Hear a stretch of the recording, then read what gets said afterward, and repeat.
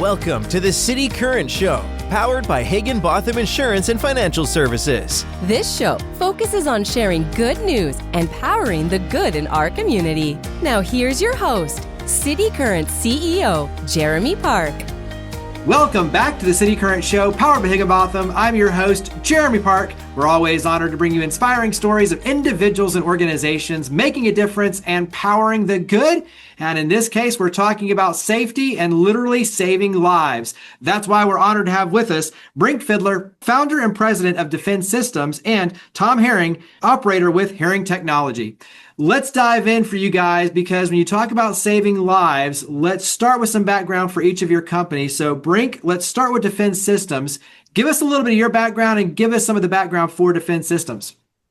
Sure. So I spent almost 20 years in law enforcement here in Nashville, most of that in narcotics work.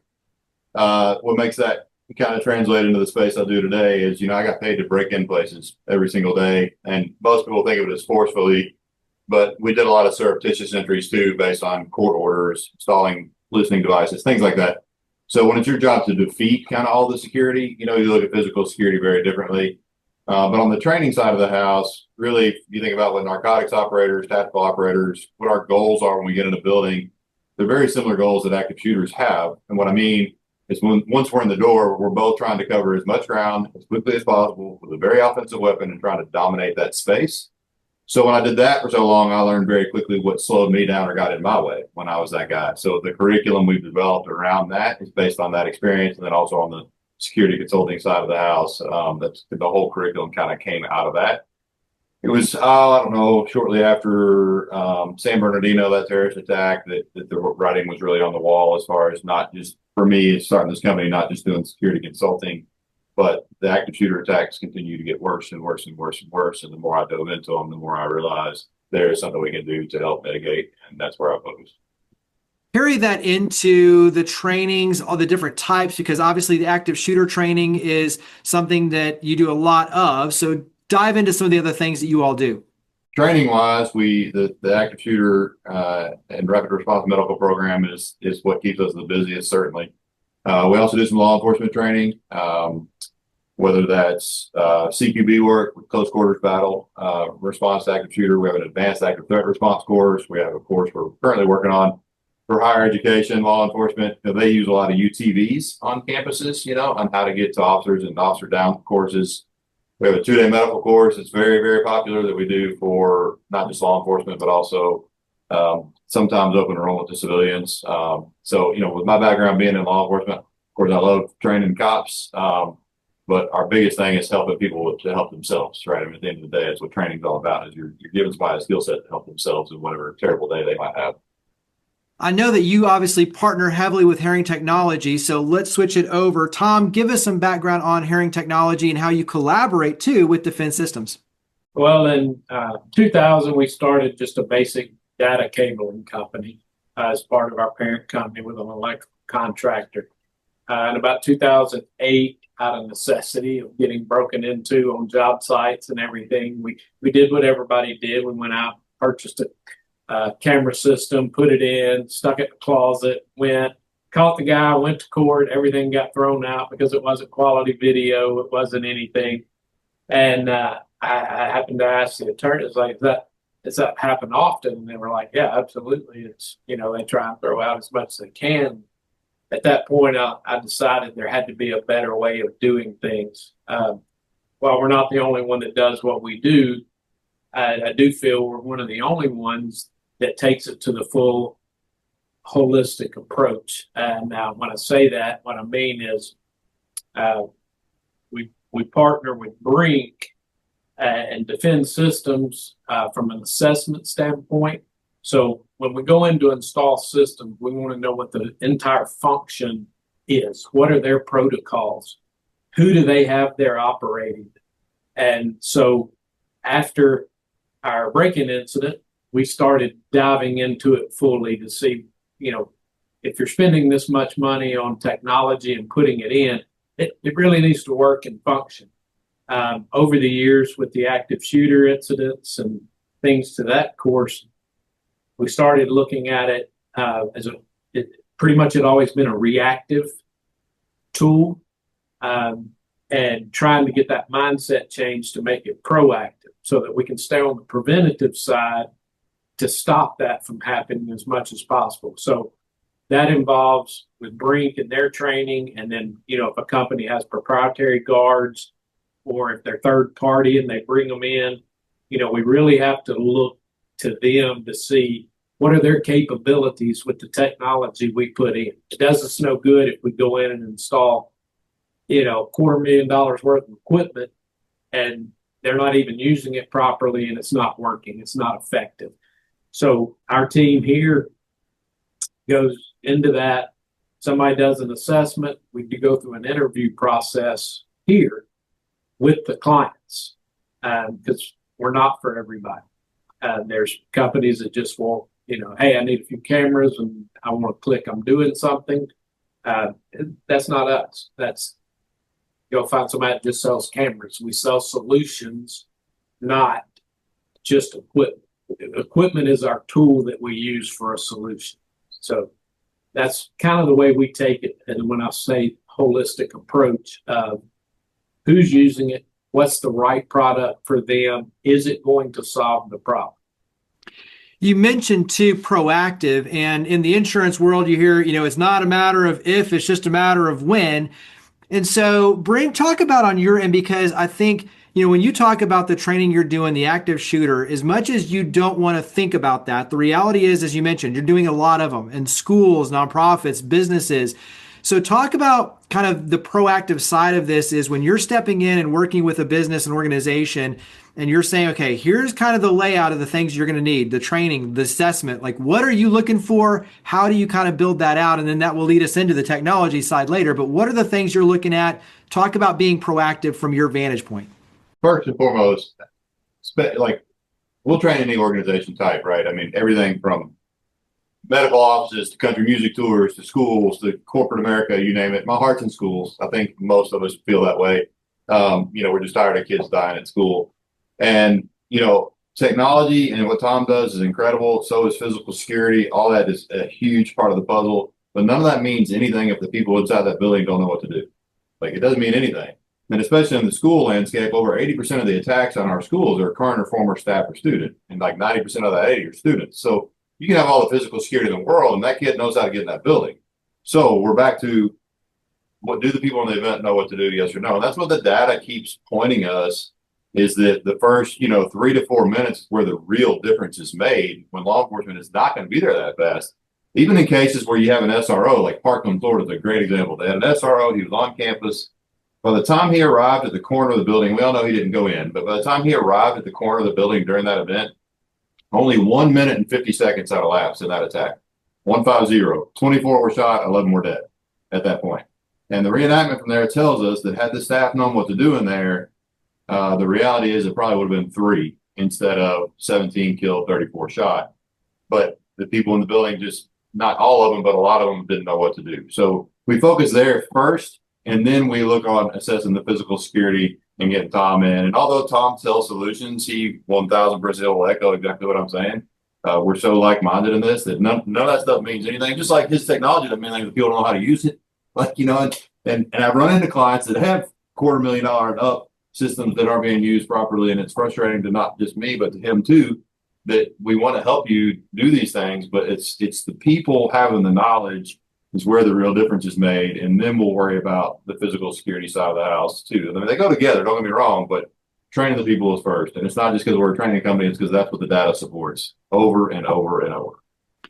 Talk about the training duration. So for an organization, like I know it's customizable, obviously, and so it could be different for each one, but what does that look like for teams? And then also too, what sort of information do you need? Do you need to, survey the area and figure that out? Or, talk about some of the things you need for it to be successful. Duration, we tell most people to allow 5 hours. It's a 4.5 hour program, but that leaves, most organizations will do like a 30-minute lunch break on site, so they'll run that, 9 to 2 or 10 to 3. The other thing that does for companies and organizations is it gives them an hour or two in the morning to put out some fires and an hour or two in the afternoon. We used to try and do beginning of the day, end of the day, and people's brains just because how we all operate, right? We're all in business. So we love that middle of the day. It's perfect for a lunch slot. We do come and do a walkthrough ahead of the training, and look at your facility and take note of certain things. And then if we see things on that walkthrough, we'll just tell you. We're not like, I mean, if you want to hire us for an assessment and we come in and do the whole thing and send you the report and all that, that's fine. People do that. But on the walkthrough, we're just going to give you that information anyway. If you want, somebody wants to walk with us with a notepad or a phone or whatever, we'll do both. And my team is probably mad at me for saying this out loud because but it's true. I mean, we will tell you if we see something on your walkthrough. So it is semi-customized to each location. A big thing, I guess, selling point for a lot of owners and business owners and HR people and all that is when they bring us in to do training for their staff, they're not just giving their staff a skill set to use at work. They're giving their staff a skill set to use in a restaurant with their family or at the mall or at a gas station or where, I mean, it's not just at your place of work. So, you're really giving them something outside of those walls, even if the reason you're doing it is because you feel like you owe that to your employees. You're not just giving them something for work. You're giving them something for life. And a big part of our program is medical, pre-hospital trauma care. It's a little over an hour of that. And you're probably going to use that in a car crash. We have 2 people that have been through our active shooter course that have confirmed life saves, both for car crashes and both for tourniquet applications. But that's not why they learned that. They learned that in our past, but it's just a life skill. So, Tom, carry that over to some of the things that allow you and your team to leverage these assessments to build out technology to be proactive. And I'm thinking things like, even AI now and the trends. So talk about what proactive means on your end and kind of how that applies to carry over leveraging this technology. When we say proactive, one of the things that we want to do is make a building hardened, but doesn't have to look like a prison. We want the measures there for a deterrent factor. That way, if someone is just scoping available sites to do some harm, we want them to go elsewhere. Now, in a targeted case, it gets a little different. If someone has an intentional reason to target that one specific thing, they're going to look for a way in that's not going to deter them. So AI, that can be, first of all, we look at the outer perimeter first. We do not start with the building. We look from where the property is, and then we go way beyond that. We look at who the neighbors are, who, what else is there? Train track, is there, anything that we can find. From Brink's assessments, we get a lot of that information prior so that we're not hitting it blind. And then with AI, it's coming. It's here and it's getting better. We have to be very careful with it right now. They're, putting a lot of stuff out that literally will blow your mind. We're looking at some virtual guards right now that can answer back and forth at lobbies to do the check-ins without having to put a person there physically to do it. And of course, if they have proper access control, it goes there. It goes as far as facial recognition to as far as you want to go. And that's kind of where our company thrives on that. One of the things that we take pride in is we test any and all equipment that's out there. Manufacturers will send us stuff. We will call and get stuff. Our clients, and that's the biggest thing when we talk about a partnership with a client. They have information. They tell us. We'll go back. We'll find it. We bring it in, put it in our lab. We try and test it, break it. Again, that's another partnership with Brink and his team that we do. We let him try and break it, or we, you name it, we will go try it, test it, so we know what works. We're agnostic to brands because we just want what works. And if it doesn't work, we don't want people spending money on it because you get a false sense of security at that time. You're depending on that, and it's not. It may or may not work in that time frame. For each one of you, give us a tip in your world. So Brink, let's start with you. And I know this is vague and kind of very open-ended, but when you talk about for a school, a business, an organization, even like you mentioned at a restaurant, just personally, what's one tip that we can be, more mindful of to be safe? So give us one tip on your end, and then same thing, Tom, for you is on the kind of the technology, the structural side too. Like, how can we be more intentional to be safe within our buildings, leveraging the technology and what to look for? So give us one tip from each of your vantage points. Oh, I would say the biggest one I'd give you is locate a second exit everywhere you go. Everywhere you go. I don't care If it's a restaurant, I don't care if it's the mall. I don't care if it's your friend's house. Bad stuff happens everywhere. And malls are a great example. If you see any mall shooting video, the people in the mall just start running down the corridor. Well, I don't know all malls, but I know Cool Springs Mall real well. Every store in Cool Springs Mall, with the exception of 2, has a rear exit. But if you don't know this and you don't identify these things ahead of time, you're just going to kind of go with the flow and go with the crowd. Same thing if you're going to a sporting event or any kind of concert or anything like that. Identify your seats, look at the seating chart, locate your closest exits, plural, and then when you get there, do the same thing. So that if something does happen, you don't have to think about it. You just do it in the moment. It's called scripting, but it works, and it works really well. It's probably the best piece of advice I could give if it's just one. Tom, carry that over to you. The biggest thing for us is utilizing what equipment you do have, regardless of what it is. Make it part of your daily routine. Incorporate it into a multifunction items. It's access control is for security, but it's also your audit every day of who came in, when did they leave, what's going on. Make that part of your routine. Your cameras, don't stick them in a closet and go look at them because Susie's purse got stolen in 6 months and realize that camera wasn't even working then, which is generally what happens. Make those cameras part of your daily routine. That you can manage so much of business with the security features because, that's your return on investment. And the reason we say that, you know how to use it, you know it's working or it's not working, and it's getting repaired, it's getting fixed. You know what you like, you know what you don't like, and the people using the equipment in the day of an emergency are not sitting there going, where's my manual? How do I rewind this footage? The cops are standing here needing this right now. Make it part of your routine. Therefore, you get better ROI as well if it's being multifunctional and being used.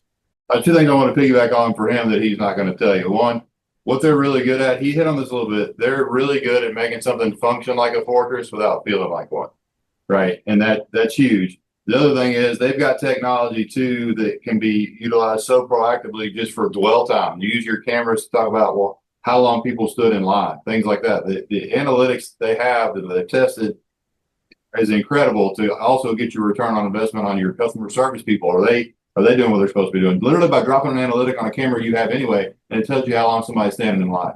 I mean, the technology that's out there, it can be so proactive in so many ways, not just security. That's a great thing. Let's reverse that. And Tom, give us one thing that Brink, should have mentioned that he didn't mention, or give, a little bit of a brag for what they do with Defend Systems. Brink's team with Defend System goes out of their way to cover as much as possible. And it is not as I like to call, in fishing, they call it catch and release. His business is not a catch and release. They're not going in doing a training and walking away. Just like with our company, with his company, when you sign on with Brink's company, you become a partner. They're there for any questions, any training, from medical to assessments to whatever. They're going to go to the full extent. They're going to be there in the time of need. If they come and train you on the day of an event when something happens, unless they're on a boat in the middle of the ocean, they're going to be there too, walking through it with you. The same as we are with our clients. They become our partners. They are then family. And they go above and beyond in order to make sure that happens. Well, let's carry that into contact information. So website, where do we go? So let's start Defend Systems. Where do we go to learn more and connect with Defend Systems? And then we'll jump over to Herring Technology. Pretty easy, just defendsystems.com. Yeah, all of our stuff's there on all the social media. Defendsystems.com is certainly the easiest. And then Tom, what about Herring Technology?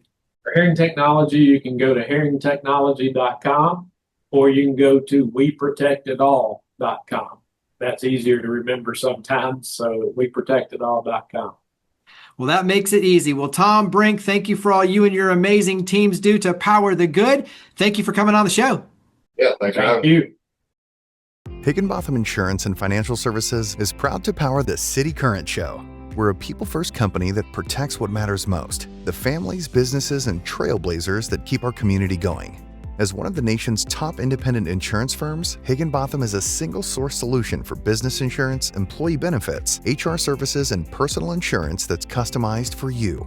We're here to serve you, the people you care about, and your community. Call 866-377-1959 or visit higginbotham.com.